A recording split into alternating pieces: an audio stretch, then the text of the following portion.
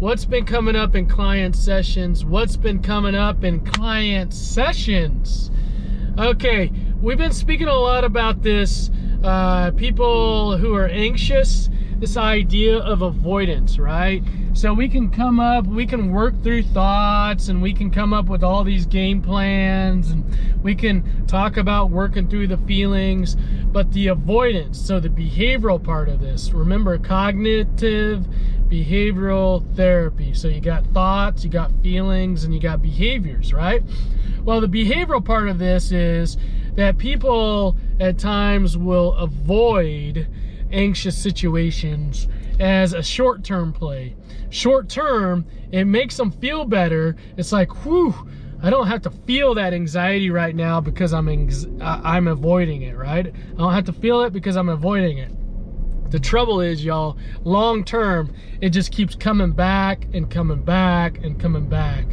So if there's something, no matter what it is that you're anxious about, you know, either the process of going, you know, doing it, or the aftermath of it, that if you avoid it, every time you're avoiding it, you're just making that anxiety stronger and stronger and stronger, and you're making yourself weaker and weaker and weaker, and more difficult to actually complete the thing that you're anxious about. All right, so why we're community-based, why Midwest Anxiety is community-based, is because we have developed our program to go right into that anxiety, to play offense, to go into that anxiety. And so behaviorally, we've talked about that we're hands-on, right? We're in the community.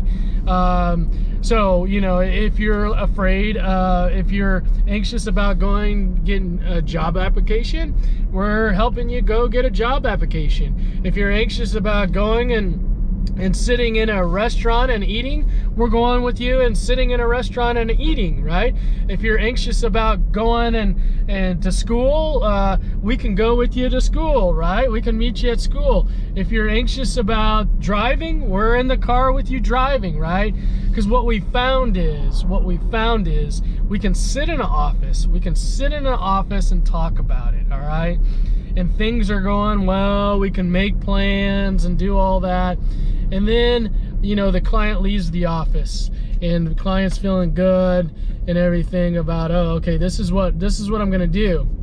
All right. And then that moment comes where you've got to face that anxiety, and you start having thoughts like, oh, I don't want to do this right now. Maybe tomorrow. You start getting anxious feelings, right? Your heart starts racing.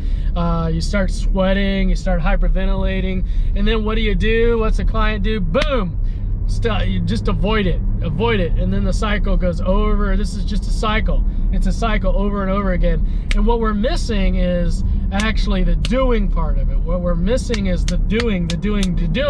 So as therapists, we're out in the community, we're helping do. We're do.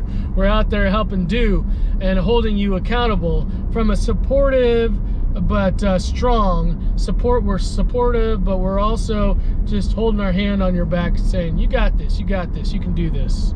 All right, so I think that's one of the benefits of Midwest Anxiety. What I really enjoy about Midwest Anxiety, I can't imagine at this point doing it any other way other than being community-based.